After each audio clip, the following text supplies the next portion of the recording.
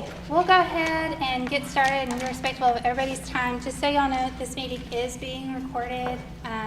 We're required to record every meeting, and then it will be posted online as well, so everybody can go back and listen to it, and for those that aren't able to attend. It says it's scheduled to last until 10:30, but that just all depends on how much everybody wants to say today. So last year we had an exemption from having a SHAC committee placed in our District of Innovation Plan. However, Senate Bill 12 says that we no longer get that exemption, so we are rebuilding our SHAC committee, our council this year. So thank you so much for coming. So we are going to call this meeting to order at 9:07 and get things started. So I'm Rachel Fox. I'm the Director of Health Services for Tyler ISD. So welcome. We are so glad that you're here. I hope everybody got signed in to the meeting today. We are going to cover a few different things today, give everybody updates on what's going on in the school district and with legislative changes regarding health that affect our students. And then we'll give everybody here an opportunity to tell us why you're interested in being part of SHAC, and then discuss kind of what our goals are for the year. In SHAC, we are required to have officers as well. So after you leave today, we will have the email list here, so we'll send out an email. If you're interested in being one of those officers, you can email me, let me know, and then at our next meeting, we will talk about electing those officers. It cannot be a district employee, it needs to be a community member or a parent, okay? Okay, so we will get started. I'm going to have a seat if everybody can still hear me, if that's okay. So I'm not standing up, we'll just have a nice, cozy little meeting here. Okay, so several changes. First of all, who all is a parent of a student here in the district? Great, me too. Okay, great. Why don't we go around and introduce ourselves so everybody knows who's here and who does what? So, let me start. Okay. I'm Jennifer Hines. I'm the Chief Communications Officer here, and I have a 6th grader, an 8th grader, and an 11th grader. I'm Terrence Ates. I do community wellness for Net Health, and that's all for now. I'm Rachel Hester. I have a 1st grader and a 4th grader, and I am also the program manager for our Specialized Health and Social Services program with the Department of State Health Services. 2 hats today. I'm Della Mendez, and I am a community health specialist with the Department of State Health Services. I'm with Rachel. I work with the Community Health Improvement Department, and we do a lot of outreach presentations, services. I'm the grandparent of many kids in the TIS. That's all I really mean. They're kind of spread out, but yes. And my own children came here as well. My name is Cecilia Damian. I work for the Texas Department of State Health Services, and I work for Children with Special Needs Program. I'm Deanna Anderson. I'm a social worker at Texas Department of State Health Services under Rachel. Party. I'm Stephanie Smith, and I'm the facilitator for food service, and I have grandbabies at Rice. I'm Kimberly Jimenez, and I'm just interning with Dr. Medina. My name is Nalita Medina. I am, I do remember you doing so I have 2 kids in KSD. I have a 5th grader and I have a Head Start student, and I'm also a mental health therapist, so I have my own private practice where I see children and adolescents. I'm Jana Crone. I'm with the American Heart Association, and I am the school engagement director. So I work with all of the schools with a program called Kids Heart Challenge, which helps them understand heart health in a fun and entertaining way. We also teach them hands-only CPR and the warning signs of a stroke. And so I'm really looking forward to hearing more about how we're implementing health in the district. My name is Devin Churchill. I'm here as a parent of a freshman at Tyler Legacy. I also work for American Heart Association and raising funding for different community impact events regarding heart health here in East Texas. And I moved to Tyler to start the medical school, so did the accreditation for the medical school. I'm Haley Skinner. I am the health and PE coordinator for our school district. I know this lady very well. I'm Julie Henry. I'm science coordinator with the district and also have a freshman here in the district. Lance Gropel, Deputy Superintendent, parent of a 7th grader at Hubbard and a sophomore at Legacy. I failed to mention I also have a freshman and a 6th grader as well. Okay, so our next meetings are listed here on the agenda. We'll meet 4 times this year. If we ever need to call a special meeting, then we can always do that as well if we have a special project going on. So we will start. Lori Anderson was not able to be here, so we will kind of skip that section and move on to the health services updates. So Senate Bill 12 had a lot of different things that encompassed under it, but we will just stick to the health things. If you're a parent in this district, you've gotten several emails regarding it. So this year we had to get a health consent signed from every parent in the district because it now requires us to have a written consent in order to provide any health services to any student by any health or any employee in the district for any student. And that means any, even routine care. So if a kid falls on the playground and scrapes their knee, we still have to have this written consent signed before we can attend to that student. And you can imagine with 18,000 plus students how easy that was to do. We are still waiting and trying to get those done. But our IT team worked really hard to complete that. So right now we're a little over 5,500 that still need to be done. But I call that a win. Still, we're doing great if we're at 18,000 and have that many done. So at this time, if a kid comes into the clinic and it's not done, we call their parent and walk them through getting it completed. It's very quick turnaround, getting it done online, and we're even seeing it live. Like they can go into their parent portal, click on it, get it done, and we can see it cross over in the system. So that has been an okay process if they know how to work a computer. So that can be a little bit of an issue, but we're working through those little hiccups. So anyway, trying to think of any other things related to that. Parents, or of course, we still have our first aid kits in the classroom. Kids can help themselves with those things. And then we have deployed more Stop the Bleed kits in the hallways. And we upgraded many of our AEDs this summer. Some of ours got recalls on them, but we got new ones and switched those out whenever we found that out. So we were able to stop the ordering of the ones that had recalls on them and switch those out to a new model or a different brand. And so we changed those out. And then we are actually doubling the amount that we have on our elementary campuses. So we'll have 2 on every elementary campus. We've only had 1, and only are required to have 1 to meet the requirement, but we will have 2 once we get all of those in. And we're going to be having the LifePak CR2 on those campuses once we get them all in. So working on that. The second thing for health services is there's a second bill that was passed that now requires us to have a cardiac emergency response plan in place.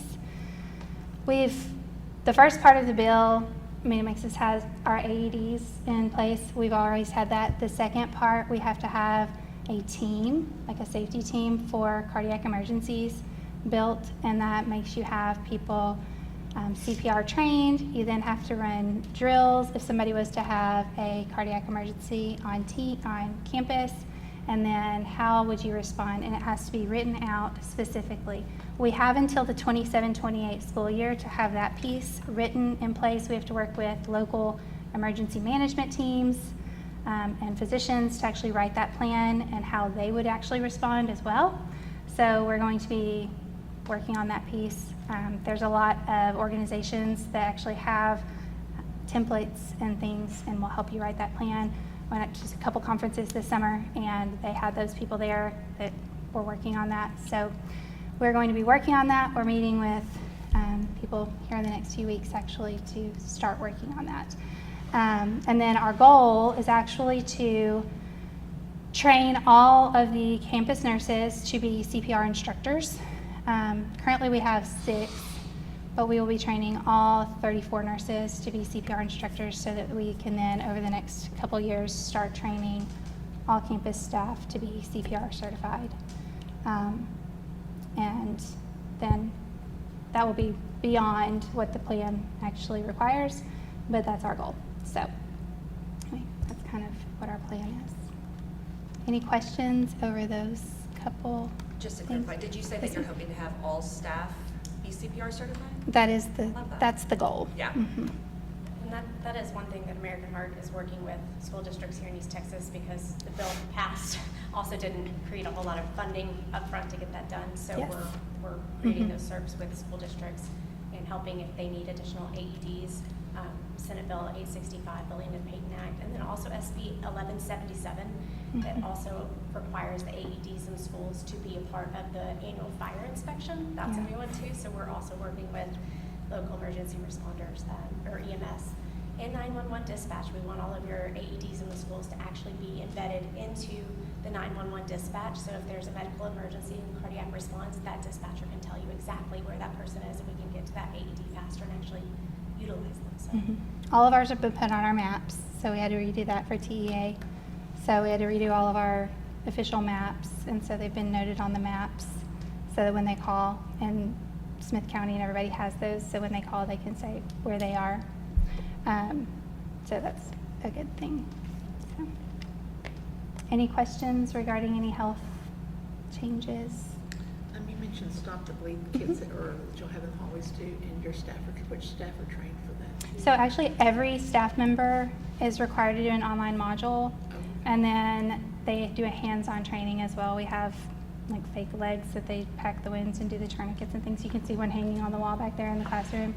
So all of our classrooms actually have a Stop the Bleed kit. They're on every bus, and then police officer actually carries one as well. And then they're in every AED box, and then I'm not sure if you can see one where you're, if you step out in the hall, but in the hallways, they look like big red lunch boxes, and they hold 6 kits as well. So we have them everywhere. But every staff member does the online, the slideshow that you go through, the PowerPoint, and then they do the hands-on training. We hold that for all staff. And then every 7th through 12th grader is actually required to be offered the training. That's a requirement through the bill that passed several years ago. And so on those campuses, we send that notice out to all the parents and let them know that if you don't want your child to do that training, they need to contact the nurse to opt them out. And then we conduct that training with the students as well, That's once a 7th year. through 12th grade. Yes, ma'am. On the health consents, is that per student, or is there a separate health consent, state health consent for athletes? It's per student, so that's on top of the athletic consent.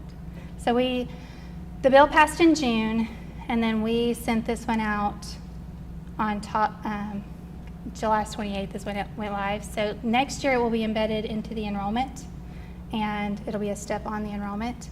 And so those that had not completed their online enrollment, it was built into that. Everybody else has been getting bombarded by emails constantly and texts to go log into their parent portal, and it's an extra tab. So when you log in to go see your grades, it's a tab at the top that says health instead of schedule or grades. And so they just click on that, and then they can complete the consent there. Any other questions? No? Okay. I will let Stephanie Smith from Food Service give us an update on food services. Good morning again. Just a few things that, just a few new guidelines that we're dealing with right now, but for this year, at all campuses, all the cereal has to have 6 grams or less of added sugar. So we changed a lot of our cereal. We got like maybe 6 different cereal now that's the 6 grams or less that the kids can have. And also with the chocolate milk, it can be no more than 10 grams of added sugar per 8-ounce box. Next year is they're gonna add in sodium. So we're gonna be adding sodium going down next year. As far as changes, that's all we have, like for this year.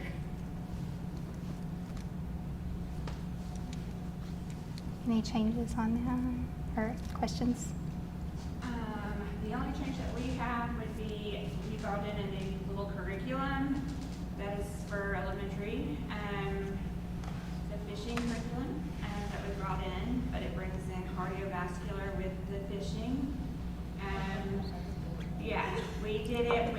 probably because we wanted to, not every student was interested in playing basketball or is interested in playing any kind of sports, but we had a lot of them. We have one PE teacher in our district that is a fisherman, and the kids were just drawn to him. And so we had a man that was willing to give us some money for the curriculum, and so we even, the PE teachers did the actual activity the other day, and it was so much fun. It was, the kids are gonna love it. But they worked on directions, how to use your direction, how compass for directions, how to fish, what kind of fish did you catch, how much did it weigh, how did you know how much it weighed? I mean, there's so much math skills in with it, so they're gonna learn a lot with it. And each school got their own stuff, so we're not gonna share it, nothing. So that's a cool thing that they got. So that's for all elementary, and then of course our what is the one that Todd Woodard teaches? He teaches outdoor ed. Outdoor ed also was a part of it, so he will be teaching it as well at Legacy. Tyler High does not have a outdoor ed as of yet. Okay. That sounds fun. Okay. I failed to mention, we did, I don't know if anybody has seen on the news and things, we've added care closets to our every high school and middle school, and then starting next week we're going to set one up at Early College High School. That's been a partnership between the Tyler ISD Foundation and Health Services and then our counseling department. It's all been through a lot of donations. Every closet is now adopted by local partnerships with businesses and then churches serving schools, and so it's been an amazing opportunity, and our community has really shown up for our students. So these closets serve our students that are resource insecure. So every closet has items for hygiene. So it's full size shampoo and conditioner, body wash, body wipes for those students that might not have boiling water, or dry shampoo, hair ties, trying to think of everything else, hairbrushes, combs, face wash, full-size deodorants and things. We even have some water bottles. Right now we just got huge donations of school supplies because we have students that show up that don't have school supplies. Jack of Diamonds dropped off a whole truckload yesterday of school supplies. And then we also have clothing. So we've got joggers for boys and girls, shorts for the boys, and then we all have t-shirts, socks, underwear. And so if students ever need anything, then they just have to go to their counselor or their nurse, and we can take them in and get them anything that they might need for home and provide those things for them. We also have a backpack meal program, and we identify those students and send them home on Fridays with a drawstring bag that's not identifiable. They can just sling it over their shoulder or shove it in their backpack if they want to. And it is a bag that provides meals for a family of 4 for the weekend. So it's everything from peanut butter and jelly, big tubs of it, spaghetti and the sauce, ravioli, canned chicken and crackers. We have some tuna in there too. Cereal donated from food service when they can use the things. Trying to think of what else is in there. Pudding cups, Ritz crackers with the peanut butter and cheese and stuff in them. But the kids have really responded well, and they really like the food that they're getting, and they're excited to get it, and the parents have been really willing. And so all they need to do is, the teachers are the ones that are identifying the students, because it's these kids that are coming in on every Monday morning, and they're hungry. So those are the ones that have been identified, and it's helping them concentrate more, because if they are not having to worry about those things that they don't have at home, they can really concentrate better and succeed more at school. So we're trying to relieve them of those things. So if you want more information about that, I'm happy to provide it. All the information is on our foundation website, and we welcome volunteers or people that want to be more involved with it. But we love any help or people that want more information. So it's really helped all of our students. But that is only at our middle schools and high schools. So, because our elementary kids are served with the backpack program from the East Texas Food Bank. But if we have a student at our elementary school that needs the hygiene products, it's all provided through our nurses' clinics. It also has feminine hygiene products, plenty of those. Any other questions about those? Okay. Okay. Would y'all like to share about any programs or anything that y'all have that can benefit? Okay. So we're representing 2 different programs within the Department of State Health Services. Our program, we provide medical case management for families that have children with special health care needs. Regardless of health insurance, there are some nuances with Medicaid as Medicaid has continued to privatize, but even if we can't be the primary source of case management, we can still help these families out and get them where they need to go. This can be anything from doctor's appointments, specialists, therapies, food banks if needed, any type of utility assistance, things like that. But we don't just focus on kids. We will take referrals for anyone within the community. Our main goal is to get these families, individuals connected with the resources that they need. Anything else? And I left some brochures. Yes. And my card, in regards to children with special health care needs. Okay, and as Rachel said, we're representing 2 different departments. Community Health Improvement is the department I work for, and we just want to get it out. I left a flyer as well. Obviously, we provide community health services on a number of topics. I've got, and all of this will be indicated on the flyer, but from health promotions, those are different types of curriculums that we have that we can go out and teach at schools, churches. We go to any clinics, any organizations that need or request it. Injury prevention is the big one that we work on. That involves car seat installations, where if you know a family that may be in need of a car seat, if they're referred to us, we will provide them with the car seat. However, they do have to go through the training, a little training that we show them how to properly install it, make sure you have the right size for the child. They have to bring the child in. I know sometimes that can be difficult, but we'll work with them. If we need to go to their location or their residence, we can do that as well. So car seats, we do CPR training as well for staff, for students. We offer stop the bleed training.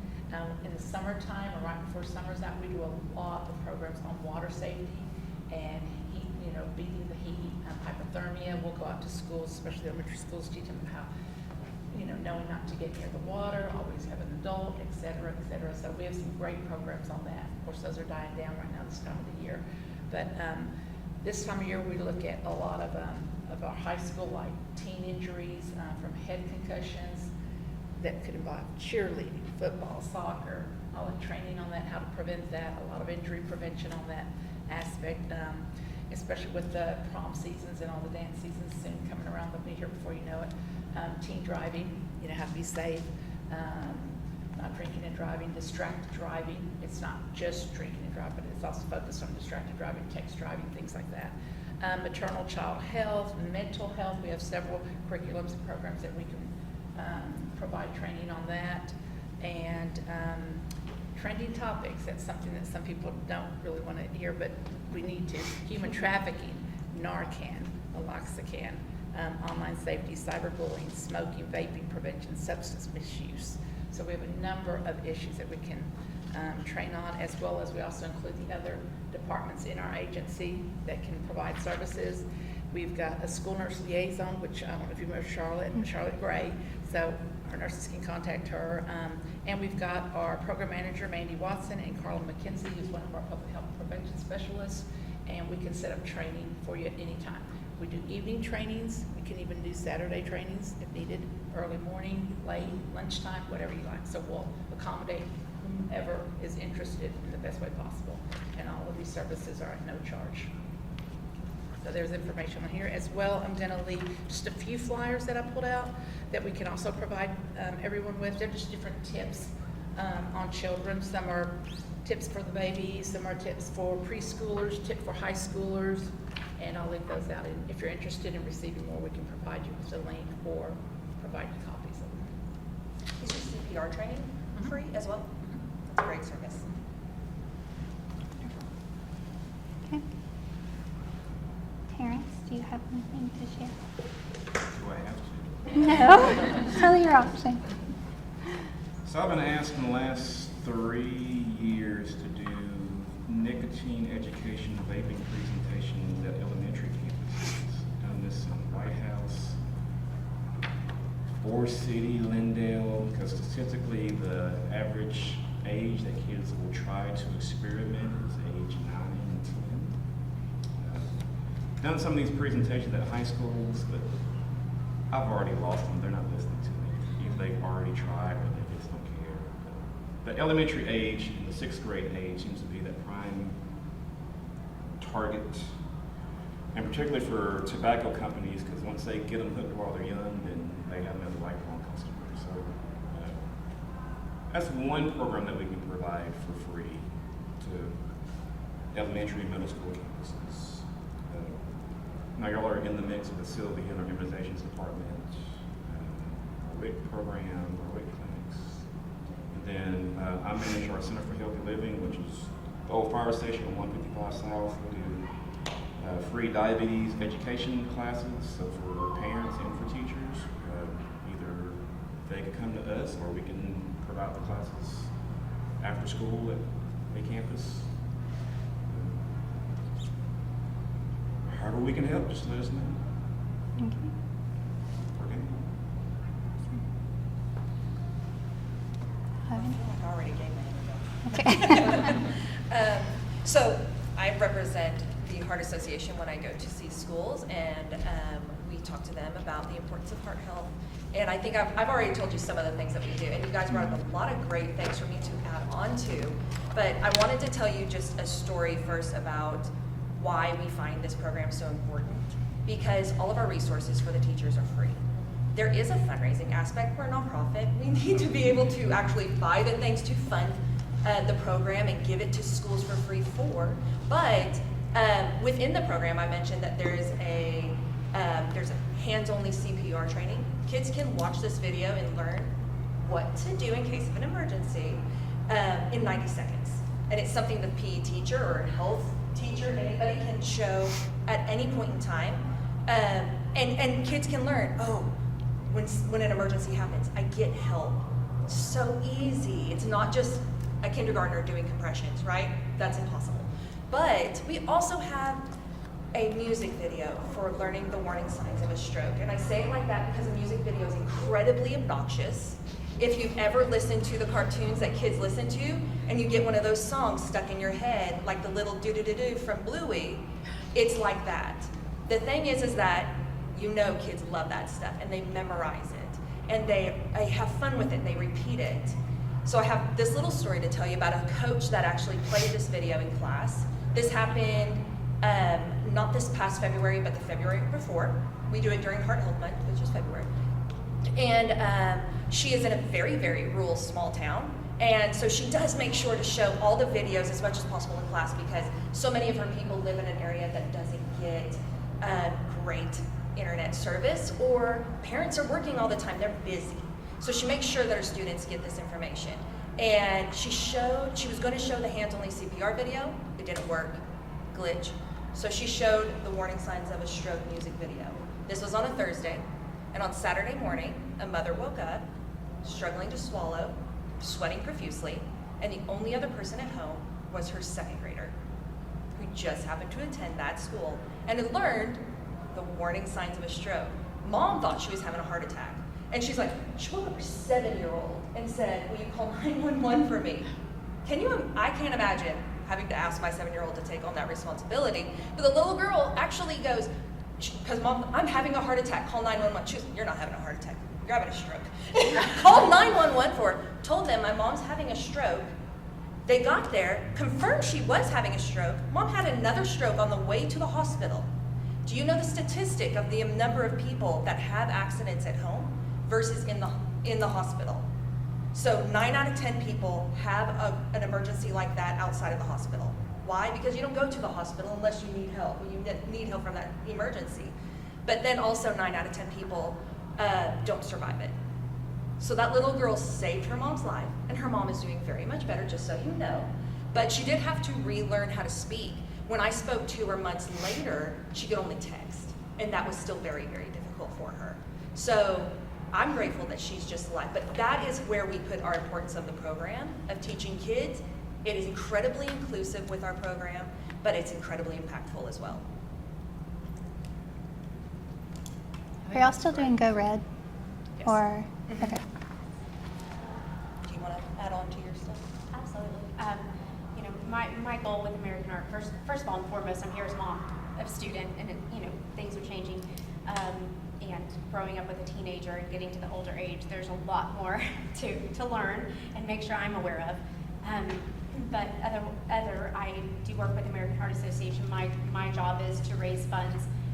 It has been known in the past that my job was more event associated, but I have kind of turned my role into more community impact fundraising to make sure that programs like, for instance, the new laws, you know, legislation always puts laws into place, and there's always that gap time of the funding for it and how to get some of the underserved school districts or communities to get the resources they need to be in compliance. And so my new role is really to make sure that schools have the funding that they need. We have donors here in town.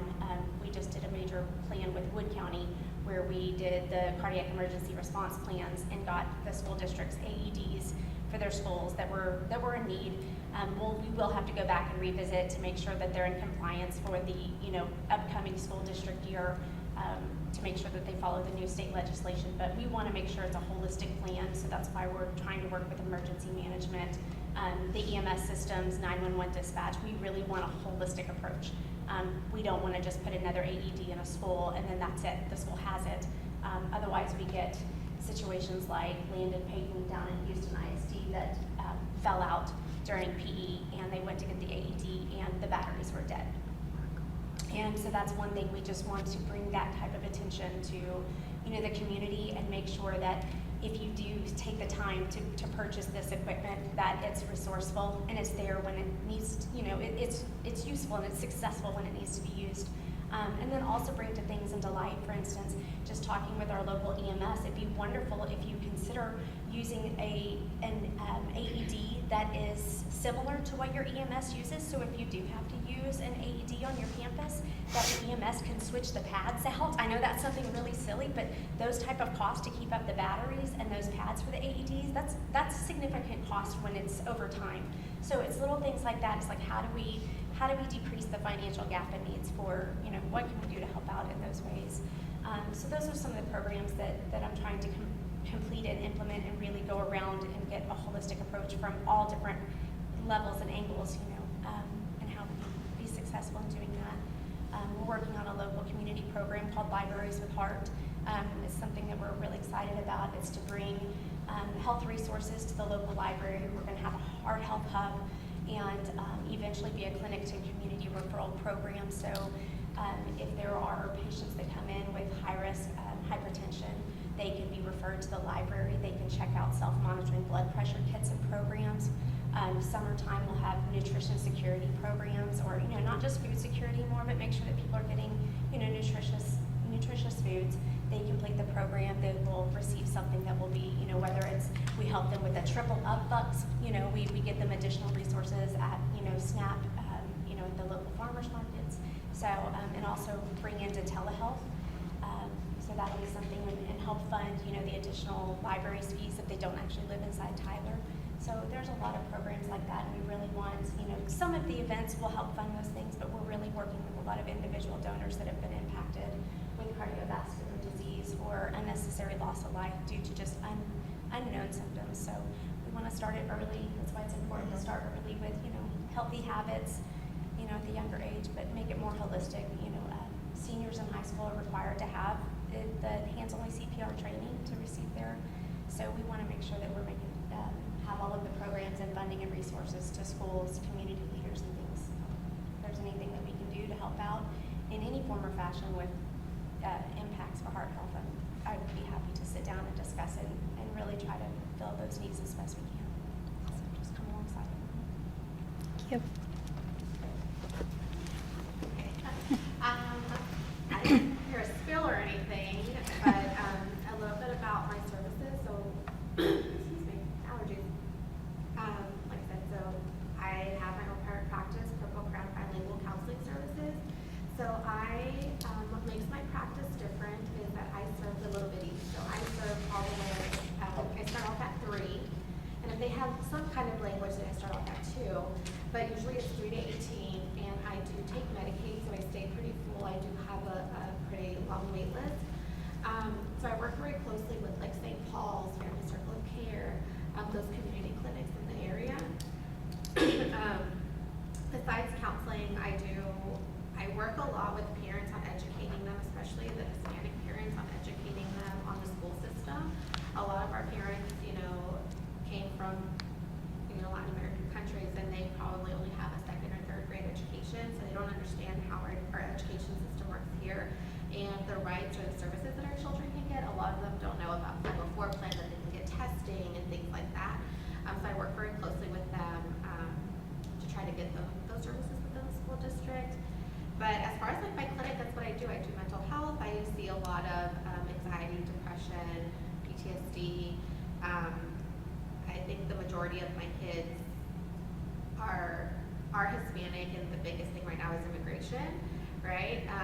And I wanted to see what Ms. Anderson had, right? She wasn't here today, to see how we were servicing our kids in that area. Because I don't know if they only get a certain amount of sessions before they have to transition out. I would honestly have to ask her right Yeah. now, because I know the number of counselors we have has changed since the last school year, so Yeah, so I would have to ask her. just keeping that in mind, like if you know that they're transitioning out, starting being proactive about making that referral, because when I get the phone call, it's like, oh, it's my last 2 sessions, and I'm like, oh, I can't see you within 3 or 4 months. So yeah, that's kind of what we do. Okay, wonderful. Do you offer like services on Telephone, yes, you do that. So I do have a lot of kids that are, because there aren't very many Medicaid providers. So I have kids coming from Russ, coming from Alto, coming from Sulphur Springs, from an hour and a half away. So a lot of the times they can't make it. Like I said, with the immigration stuff going on, a lot of parents are hesitant about traveling out. So we do telehealth.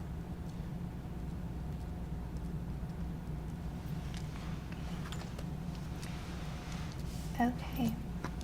Does anybody have anything else that y'all want to discuss today? I'm going to prepare, I'll email out everything that we discussed today, and then kind of a plan before our next meeting in November. Start thinking about if you have anybody else that you want to invite, and parents, because we really need parent involvement. I know that some of y'all are parents, but you're here kind of in a dual role with community and parents. And then also what we want to accomplish this year. We have a lot of changes with all of the different legislature and things, but this is a committee that's supposed to be kind of parent and community led, not the school district telling you what you want to do. In the past, we've had a vaping issue when it really hit the community, and so the SHAC really spearheaded creating kind of a PSA on vaping, and so they made that, we put it out, and that was aired on some of the TVs, and we showed that to all of the students. So anything like that you see as an issue that we want to really tackle, and how you want to do it in our community, and it can be more than one thing, and we can create little subgroups as well. With the new cardiac response plans that we have, if we want to help do that or whatnot. Yes, sir. Are there any district policies that need to be reviewed and approved by the SHAC this school year?